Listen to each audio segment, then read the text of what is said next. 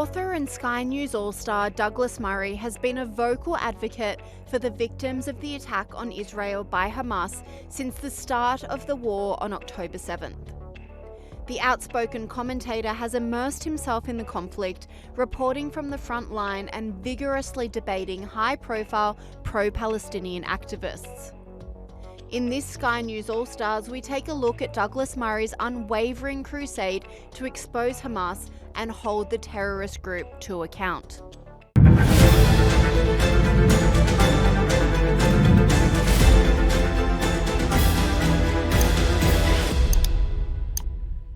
Douglas Murray clashed with pro-Palestinian guests on Sky News All-Star Piers Morgan's Uncensored program, firstly questioning their loose definition of jihad. Let me speak. First of all, your first guest treated us to the first bit of mouthwash this evening by claiming that the word jihad can mean absolutely anything. Nonsense. When a big bearded member of Hizb ut-Tahrir calls for jihad on the streets of London, then they are not calling for an interpersonal struggle with the nature of the divine. They are calling for violence. And anyone who can't recognise that should be questioned about their own motives. He then debunked casualty figures of the war supplied by Hamas. Secondly, we've just been treated to a monologue about casualty figures in Gaza. Where do these figures come from? I'll tell you where they come from. They come from Hamas. It's quite remarkable to me that 2 months after the October the 7th massacre, the Israelis still don't know the precise number of people murdered on October the 7th. There's a reason for that, because it takes time to work out massacres of that scale. One of the striking, I just don't know if either of your guests are going to allow me a word in. Because you are lying, and even the numbers from Israel, from the IDF, which are not accredited. No. You will, These are your it's numbers. really interesting hearing somebody who presents themselves as a moderate being a spokesperson for Hamas. So let me continue. They are Hamas figures. They are all provided by the ministries of Hamas, which is a prescribed terrorist organization. If you want to reel off Hamas figures, then be my guest, but you are not able to mislead the viewers of Piers' show by quoting Hamas figures at his viewers as if they are holy I am not writ. quoting. Third, it's the Euromed, we've been treated to it's this the nonsense. United Nations, we've been treated, it's the international community organizations. Where do you think they get the figures from? Where do you think they get the figures from? Thirdly, Douglas Murray also quashed claims that the conflict in Gaza has claimed more lives than World War II. Thirdly, World War II. It is nonsense that what has been happening in Gaza has, as you said in this endless list of fallacies, that there has been more bombing in Gaza, more deaths and destruction in Gaza than during World War II. Do you know anything about World War II? Almost, do you know anything about World War II? In Dresden alone, take one German city. The destruction was on a scale totally dissimilar to what's been happening in Gaza. I'm taking London. very interested. I'm very interested, and I will, once again, I will finish this point, even if both of these blowhards let me ask Douglas one question. Throughout this war, Douglas Murray has sought to expose Hamas as a terrorist organization and highlight the differences between the IDF and Hamas. He emphasised this point once again on Piers Morgan Uncensored. It's very important for your viewers to hear the following definition. The definition of terrorism is the deliberate targeting of innocent civilians. That is what Hamas specializes in. That is what Hamas did and that's on what October is happening the 7th. in Gaza now, also. Is what Israel is doing terrorism? No, for the following reason. And again, you can lie about this if you want, but do not expect not to be challenged about it. What the IDF is doing is the same manner of war as the British Army, the American Army, and all other armies in the civilized world. They target terrorists like Hamas, and there are civilian casualties. Yes, there are. But it is not the aim of the IDF any more than it is of the British or American armies to target civilians. And anyone who pretends otherwise is lying to the public watching. Douglas Murray also took aim at elite universities for encouraging the spread of anti-Semitism in a move he calls moral rot. First of all, it's the result, as the Israeli president told me in an interview yesterday, of decades of moral rot in the universities.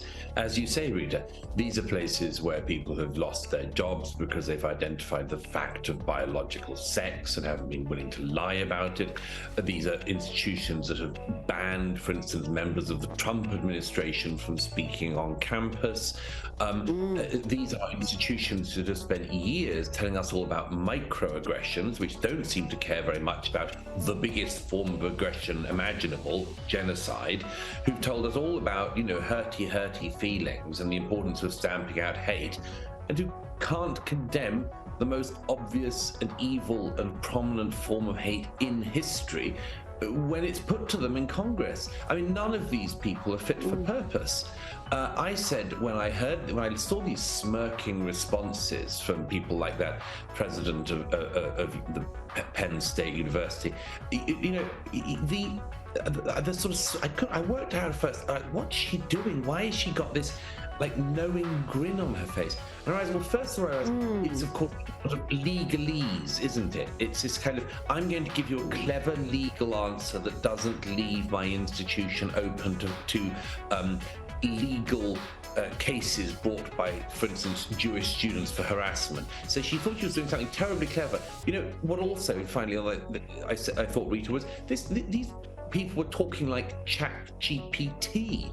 They were just rolling out this answer. And as it happened, I actually asked the same questions that these leaders of major universities in America were asked. I asked the same question to ChatGPT, and ChatGPT got it right. Said actually calling for genocide is regarded as being unacceptable. So here's the interesting thing. We've got to such a state in our universities that the people who lead the universities in America are actually less moral than AI. He says the pro-Palestine stance is very much a younger generation trend, saying school children are on the side of the terrorists. Yeah, I was once again not surprised, but very much shocked again by the protests you describe. It seems to be a generational issue. There's data to show that now, that where older people in Australia, America, and Britain, for instance, side with Israel in its fight against terrorism, younger citizens of these free Western democracies seem to be on the side of the terrorists. And it's really quite remarkable. I say that, obviously there's some of the malevolent actors and the ones standing there in their fears and things as we watch it are doing a form of terrorist chic on the streets of Australia. But there are also many other people at those protests who I say would perhaps 30 years ago have been at a protest for free Tibet. Remember that, Rita? You and I yes. Remember that. The days when if you wanted to signal that you were a good person, you said free Tibet. And, it turned out that Tibet remains doggedly unfree. The Chinese Communist Party really turned out not to bow to the pressure of a few Devon-based sandal wearers. And they continue to repress the people of Tibet and to hold it. Of course, the situation with Free Tibet morphing into this generation has Free Palestine. Is the Free Palestine call is a genocidal call. The Rivers to the Sea call is a genocidal call. And so, as I write, I hope these young people never get what they actually think they want. If they want a two-state solution, they should say so. But that's not what they're saying. They are talking about a Jewish-cleared Middle East, and that seems to me to be something they may well come back to regret having called for. But yes, it's a sort of chic thing, it seems, in this younger generation, in the same way that Free Tibet was. But there's one other difference which is important to state, which is, of course, one of the reasons that Tibet is not free is because the Chinese Communist Party is not vulnerable to students in Melbourne chanting. The Israeli government is, of course, a democratically elected government. It is actually vulnerable to national and international pressure when it grows. And so, this isn't such a benign call as even some of the people, the better people taking part in these protests, might imagine that it is. In addition to anti-Semitism on university campuses, Douglas Murray also slammed the woke mainstream media for pushing an anti-Israel stance. You'll notice that the New York Times has no love for Israel. The headline of this article, as I clicked on it this morning, as people around the world would click on it, is Israel knew of Hamas's battle plan. Now, I'm afraid that gives off a very particular spin to that particular cricket ball, doesn't it?